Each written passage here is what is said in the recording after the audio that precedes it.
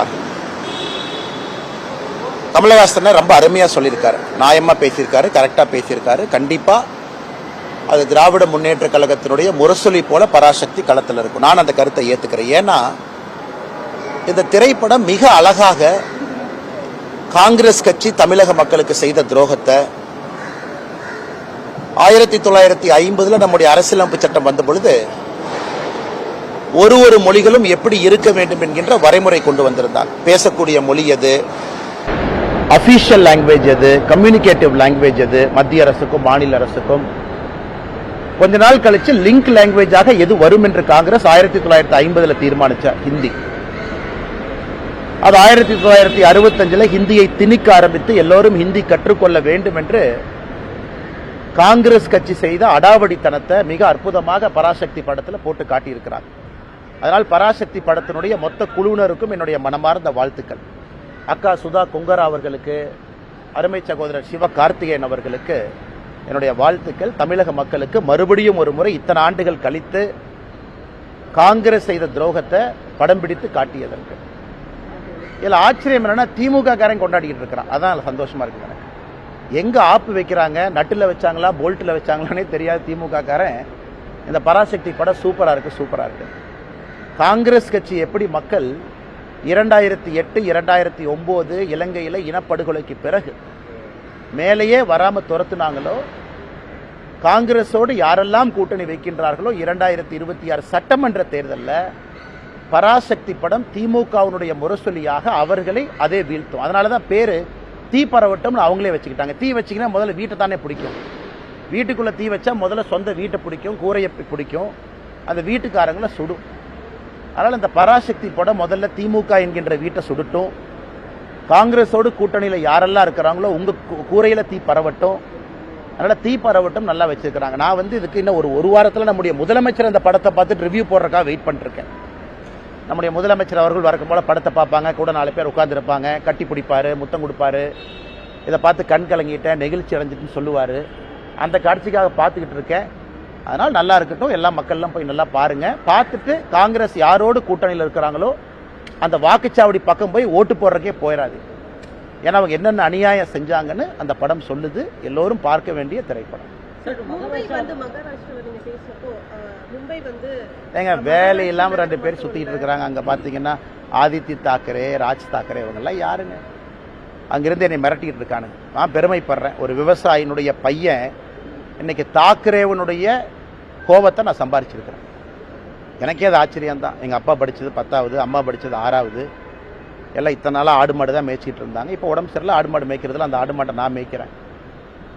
இன்னைக்கு தாக்கரே நேற்று கூட்டம் போட்டு ஆயிரக்கணக்கான நபர்களை போட்டு அந்த ராஜ் தாக்கரே, உத்தவ் தாக்கரே, ஆதித்ய தாக்கரே மேடை போட்டு என்னை அங்கிருந்து திட்டுறானுங்க. அந்த அளவுக்கு நான் வளர்ந்துட்டேன்னா, அந்த அளவுக்கு ஒரு விவசாயினுடைய பையன் இன்னைக்கு மும்பையில் அவனுக்கு கூட்டம் போட்டு திட்டுற அளவுக்கு நான் உயர்ந்துட்டேனான்னு தெரியல.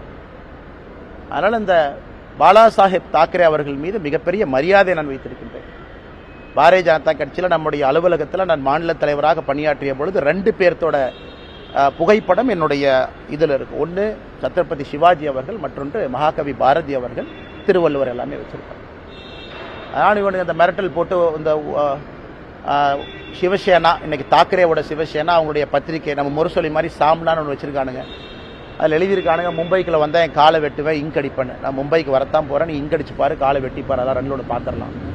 அதனால் இந்த மிரட்டல் உருட்டுருக்கெல்லாம் நான் பயந்துருந்தா ஊரில் உட்காந்து என் கிராமத்துக்குள்ள சொந்த ஊரில் தான் இருக்கணும்.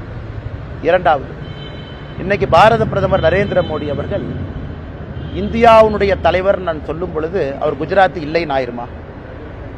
அதே போல காமராஜர் ஐயா அவர்கள் இந்தியாவுடைய மாபெரும் தலைவர் நான் சொல்லும் பொழுது அவர் தமிழர் இல்லை என்று ஆகிவிடுமா? இன்னைக்கு மும்பை உலகத்தினுடைய தலைநகரம் என்று சொல்லும் பொழுது அது மராட்டியர்களால் கட்டிய நகரம் இல்லைன்னு ஆயிருமா? அது மும்பை அங்க இருக்கக்கூடிய மராட்டி சகோதர சகோதரிகளுடைய உழைப்பால் உயர்ந்த நகரம் இல்லைன்னு ஆயிருமா? இதெல்லாமே அந்த நகருக்கு ஒருவர் சொல்லக்கூடிய பெருமை, ஒரு அடையாளம். எப்படி பாரத பிரதமர் நரேந்திர மோடி அவர்கள் இந்தியாவினுடைய தலைவர், உலகத்தினுடைய தலைவர் என்று சொல்லும் பொழுது அவர் பிறந்த இடமும் பிறந்த மண்ணையும் மறந்துடுமா? எல்லாம் முட்டாள்கள், அறிவில்லாதவர்கள். இந்த சஞ்சய் ராவட்னு ஒருவர் இருக்கின்றார். அங்க என்ன பேசுறதுனே தெரியாம காலையில பத்திரிகையாளரை சந்தித்து வாமிட் எடுப்பது மட்டும்தான் சஞ்சய் ராவத்தினுடைய காலை வேலை. 6 மணிக்கு வாமிட் எடுக்கணும், அதுக்கு 4 பத்திரிகையாளர் சந்திப்பு நடத்தணும். இன்னைக்கு 3 தாக்கரே கூட்டம் போட்டு மிரட்டிட்டு இருக்காரு. என்னை பற்றி நீ அவமானப்படுத்துறது எனக்கு ஒன்றும் புதுசு இல்லை. தமிழ்நாட்டில் டிஎம்கே அதைத்தான் காலங்காலமாக செய்கிறாங்க. ஆனால் தமிழர்களையே அவமானப்படுத்துகிறாங்க. இந்த லுங்கி கட்டினவனுங்க, வேட்டி கட்டினவனுங்க, இவனுங்களாம் இப்படி, இவனுங்களாம் அப்படின்னு. அதே கூட்டணியில் திராவிட முன்னேற்ற கழகம் இங்கே இருக்கிறாங்க. இதான் ஆச்சரியம். அதனால் அது திமுக தமிழகத்தில் இருக்கட்டும், அங்கே இருக்கக்கூடிய இன்னைக்கு இருக்கக்கூடிய இந்த உத்தவ் தாக்கரே, ராஜ் தாக்கரே, ஆதித்ய தாக்கரேவாக இருக்கட்டும், இவர்கள்லாம் மிரட்டி மிரட்டி தான் அவங்க பிளப்பை ஓட்டிக்கிட்டு இருக்கிறாங்க. நம்ம பயப்படுவோம்னு நினைக்கிறாங்க. இது பாலா சாஹிப் தாக்கரே அவர்கள் இருந்திருந்தால் இவங்கெல்லாம் இருந்திருக்கவே மாட்டாங்க. அப்பாவினுடைய பெயரை கெடுப்பதற்கே ஒரு 3 பேர் அங்கே சுற்றிக்கிட்டு இருக்கிறாங்க. அதனால் அந்த காலை வெட்டுவேன், கையை வெட்டுவேன், இதுக்கெல்லாம் பயப்படுற ஆள் நான் கிடையாது. அதே நேரத்தில் ஒரு விவசாயினுடைய மகன் கிராமத்திலிருந்து வந்திருக்கக்கூடிய நான் தாக்கரே மீட்டிங் போட்டு லட்சக்கணக்கான ஆளை போட்டு ஸ்டேஜில் என்னை திட்ட அளவுக்கு வளர்ந்துட்டேன்னு நினைக்கும் பொழுதும் கூட அந்த பாரதிய ஜனதா கட்சி தான் அந்த வாய்ப்பையும் எனக்கு கொடுத்துருக்குன்னு நினைச்சு நான் பெருமையும் அடையும். சார், இன்னைக்கு தாவேக தலைவர் விஜய் சிபிஐ விசாரணைக்கு டெல்லிக்கு போறாரு. இது அரசியல் களத்தில் என்ன தாக்கத்தை ஏற்படுத்தும் நினைக்கிறீங்க? தெரியலீங்கன்னா சிபிஐ விசாரணை கூப்பிடுறாங்க. திரு விஜய் அவர்கள் விசாரணைக்கு போயிருக்கிறாங்க, சம்மன் கொடுத்துருக்குறாங்க. போய் எல்லாருமே அவங்க கருத்தை சொல்ல போறாங்க. ஒரு சம்மன் கொடுக்கறனால யாரும் குற்றவாளி ஆக போவது கிடையாது. நமக்கு சம்மன் கொடுக்குறாங்க, போகிறோம், சில வழக்குகளை பேசிட்டு வர்றோம், அதெல்லாம் ஓகேங்கண்ணா. அதனால் முறைப்படி சம்மனுக்கு முறைப்படி அவங்க ஆஜராகிறாங்க. இதில் நான் எதுவும் உள்ள போந்து நான் கருத்து சொல்ல விரும்பலை. அதனால் நல்லபடியாக போயிட்டு வரட்டுங்கண்ணா. இடி, சிபிஐ, இன்கம் டேக்ஸ் டிபார்ட்மெண்ட் இதை தொடர்ந்து இந்த சென்சார் போர்டும் இப்போ பிஜேபியோட கைப்பாக செயல்படுது. ஜனநாயக விஷயத்தில் எம்.கே. ஸ்டாலின் அவர்களுடைய ட்வீட் உங்களுடைய கருத்து? அண்ணா, என்னை கேட்டிங்கன்னா நானும் ஜனநாயகனுடைய படத்திற்காக எதிர்பார்த்து காத்திருந்த நிறைய ரசிகர்களில் நானும் ஒருவன் தான். நல்ல திரைப்படம், நல்ல நடிகர்கள் நடிக்கும் பொழுது சமீப காலமாக நானும் நிறைய திரைப்படத்தை பார்க்கின்றேன், கருத்து சொல்கிறேன், பேசுகிறேன். ஏன்னா ஒரு திரைப்படம் என்பது ஒரு வெறும் நடிகர் மட்டும் உருவாக்கக்கூடிய ஒரு விஷயம் கிடையாது. லட்சக்கணக்கான நபர்கள் பின்னாடி இருக்கிறாங்க, எல்லாரும் சேர்ந்து பண்ணுறாங்க. அதனால் ஜனநாயகத்தை பொறுத்தவரை அது சிபிஎஃப்சி அவங்க ஏதோ சொல்கிறாங்க, இது ஏதோ எடிட்டிங் பண்ணும், கட்டிங் பண்ணும், அது இதுன்னு ஸ்க்ரீனிங் கமிட்டி, அது ஏதோ தேவையில்லாத எங்கெங்கேயோ போயிட்டு இருக்குங்கண்ணா. அதனால் நானும் உங்களை போன்ற ஒரு சாதாரண மனிதராகத்தான் இந்த சிபிஎஃப்சி, இந்த ஜனநாயகன் படக்குழு, ப்ரொடியூசர் அவங்கள நான் பார்த்துட்டு இருக்கேன். ஆனால் இந்தியாவில் எப்பொழுதுமே கோர்ட் இருக்குது, அப்பீல் மெக்கானிசம் இருக்குது, பல வழிமுறைகள் இருக்குது, எல்லாமே இருக்குது. ஆனால் நான் இதை இப்படி பண்ணிட்டாங்க, அப்படி பண்ணிட்டாங்க, இது எல்லா திரைப்படமும் அது கடந்து வர்ற பாதை தான். சில திரைப்படத்தை வரும்போது இவ்வளோ கட் பண்ணுங்க, யூபைஏவை யூவா வச்சுக்கன்னுலாம் சொல்கிறாங்க. என்னை கேட்டிங்கன்னா நானும் நிறைய பேர்த்த போல ஜனநாயகம் படத்துக்காக காத்திருக்கக்கூடிய ஒரு மனிதனாகத்தான் நானும் இருக்கேன். படத்தை பார்க்காம எது தப்பு சரின்னு அப்படி சொல்ல முடியும்? பராசக்தியை பற்றி நீங்கள் கேட்டீங்க, நான் கருத்தை சொல்லிட்டேன். நல்ல படம், நல்ல ஒரு முக்கியமான கருத்து சொல்லியிருக்கிறாங்க. அதை திமுகவும் காங்கிரஸ்காரங்களும் கட்டாயமாக பார்க்கணுங்கிற என் கருத்தை சொல்லிட்டேன். அதனால் ஜனநாயகம் படம் வெளியிடும் பொழுது நிச்சயமாக அதை பார்த்துட்டு நான் சொல்கிறேங்கன்னா, அதுவரை நிறைய விஜய் ரசிகர்கள், நிறைய சினிமா படத்தினுடைய ரசிகர்கள், நல்ல சினிமா வேண்டும் என்று நினைக்கக்கூடிய மனிதர்களைப் போல நானும் அந்த படம் வரட்டும் என்று காத்துக்கொண்டிருக்கிறேன். தமிழக சட்டமன்றத்தை திமுக செயல்பாடுகளை எவ்வளவு மாற்று போனீங்க? ஆனால் ஒரு ஆட்சி என்று சொல்லும் பொழுது நிறை குறை என்று சொல்வார்கள். நிறையும் குறையும் 50-50% இருந்தால் ஓகே அப்படின்னு. ஆனால் ஜனநாயகம் எல்லா மக்களுடைய எதிர்பார்ப்புகளையும் பூர்த்தி செய்ய முடியாது. குறைகள் அதிகமாகவும் நிறைகள் மிக மிக குறைவாகவும் இருக்கக்கூடிய ஆட்சியாகத்தான் நான் பார்க்குறேன். ஆனால் ட்ரூ டெஸ்ட் என்பது வருகின்ற சட்டப்பேரவை தேர்தலில் மக்கள் தான் எஜமான்கள். அந்த எஜமான்கள் இவிஎம் மிஷினில் அவங்க போய் முடிவு செய்வாங்க. அதனால் எஜமான்கள் போடக்கூடிய மார்க்குக்காக காத்திருப்போம். நிறைய குறைகளும் கொஞ்சம் நிறைகளும் இருக்கக்கூடிய ஆட்சியாகத்தான் இந்த 4.5 ஆண்டு கால திராவிட முன்னேற்ற கழகத்தினுடைய ஆட்சி நான் பார்க்குறேன். ஆனால் மார்க்கு போட தகுதியானவங்க நம்முடைய எஜமான்கள் மக்கள். என்னை போன மனிதர்கள்லாம் மார்க் போட்டால் அது சரியா இருக்காதுங்க.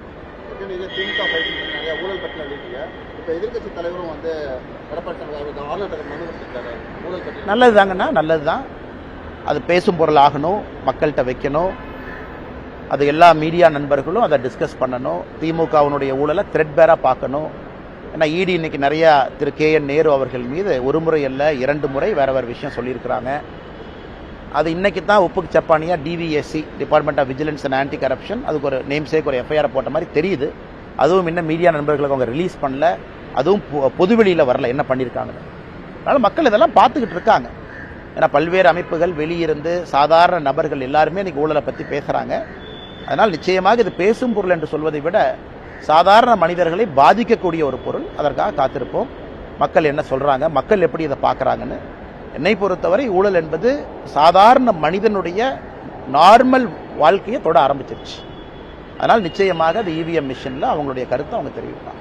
தேசிய ஜனநாயக கூட்டணியில டிடிவி தினகரன், ஓபிஎஸ் இருவரையும் கொண்டு வரணும்னு நீங்க ரொம்ப முயற்சி பண்ணியிருந்தீங்க.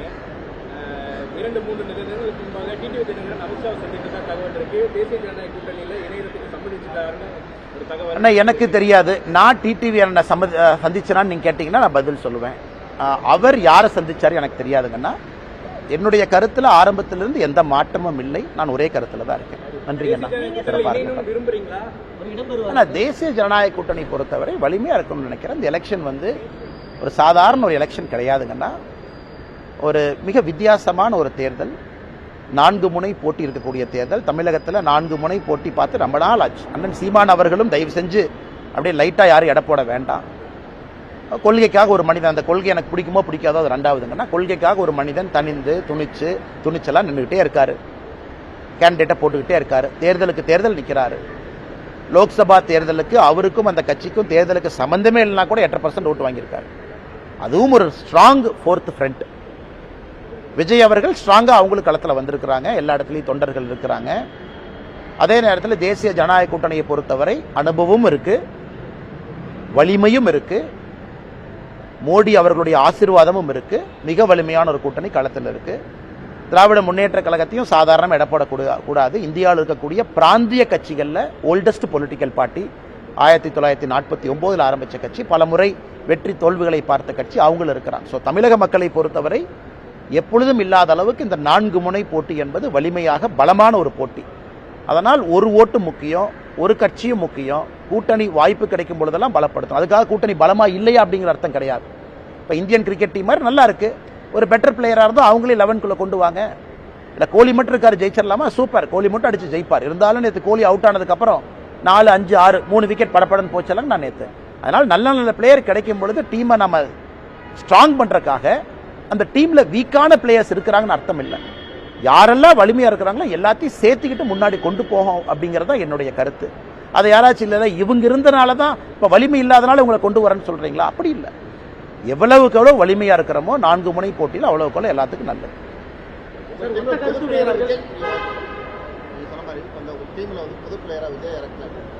அண்ணே 11 பிளேயரு, அதுக்கு மேலே ஃபீல்டிங் கோச்சு, பேட்டிங் கோச்சு, நிறைய கோச் இருக்கிறாங்க. அந்த கோச்செல்லாம் சேர்ந்து தீர்மானிக்கணும். அப்புறம் ஸ்பெக்டேட்டர் இருக்கிறாங்க, ஸ்பெக்டேட்டருக்கு அது பிடிக்கணும். ஏன்னா கிரிக்கெட்டுங்கிறது வெறும் 11 பிளேயர் ஆடிட்டு வந்தால் மட்டும் அழகு இல்லைங்கண்ணா. அந்த 11 பேரை பார்க்கறதுக்கு 1 லட்சம் பேர் போய் கைத்தட்டினா தான் அழகு. யார் சேரணும், யார் பிரியணும் அப்படிங்கிறதுக்கெல்லாம் பொறுத்திருந்து பார்ப்போம். காலம் தான் பதில் சொல்லும். நன்றிங்கண்ணா. அதிமுகவுடைய முன்னாள் அமைச்சர்கள்லாம் சொல்லிட்டு இருந்தாங்க. விஜயுடைய ஒத்த கருத்தும் அதுதான், திமுக சொல்றாரு. அதிகப்படியான விமர்சனம். நேரம் இருக்கு, காலம் இருக்குங்கன்னா. திமுகவை வீழ்த்துவது நோக்கமா? ஒத்த கருத்து எல்லாமே இணையணும். இல்ல அண்ணன் கேட்ட கேள்வி நான் ஆமோதிக்கிறேன். அண்ணன் கேட்ட கேள்வி நான் ஆமோதிக்கிறேன். அண்ணன் கேட்ட கேள்வி தவறு நான் சொல்லவே இல்லை. திமுகவை வீழ்த்துவது பிரதான நோக்கமா? ஒத்த கருத்து இருக்கவங்களா வரணுமா? ஓட் ஸ்பிளிட் ஆகக்கூடாதா? சரியான பார்வை தான். அந்த பார்வையில் எதுவும் தவறு இல்லை. அதே நேரத்தில் மக்கள் ஐடியாலஜியும் பார்க்குறாங்க. ரொம்ப எக்ஸ்ட்ரீம் முரண்பாடுகளால் இருக்கக்கூடிய ஐடியாலஜியை ஒன்றா போட்டிங்கன்னா அது ஒரு வெஜ் பிரியாணியை நான்வெஜ் பிரியாணி ரெண்டாக சமைச்சு வச்சுட்டு வெஜ்ஜும் இல்லை நான்வெஜ்ஜும் இல்லை சென்டரில் இருக்க சாப்பிடுன்னு சொல்கிற மாதிரி. அதனால் ஏற்கனவே சொன்னது போல் இந்த எலெக்ஷனை பொறுத்த வரைக்கும் நான் கோச் இல்லை, இந்த எலெக்ஷனை பொறுத்த வரைக்கும் நான் கேப்டன் இல்லை, இந்த எலெக்ஷனை பொறுத்த வரைக்கும் உங்களை போல நானும் அந்த பார்வையாளரில் ஒருத்தன். அதனால் கோச்சு கேப்டன் பல பேர் இருக்கிறாங்க. அவங்கெல்லாம் சேர்ந்து முடிவு பண்ணிட்டு எது சரியாக இருக்கும்னு. நான் தொடர்ச்சியாக இன்னைக்கு ஸ்பெக்டேட்டராக இருந்தாலும் கூட தமிழக மக்களுக்கு எது நல்லதுன்னு பேசக்கூடிய ஸ்பெக்டேட்டராக இருக்கேன். காலம் பதில் சொல்லட்டும், காத்திருப்போம். காங்கிரஸ் இதை விட என்ன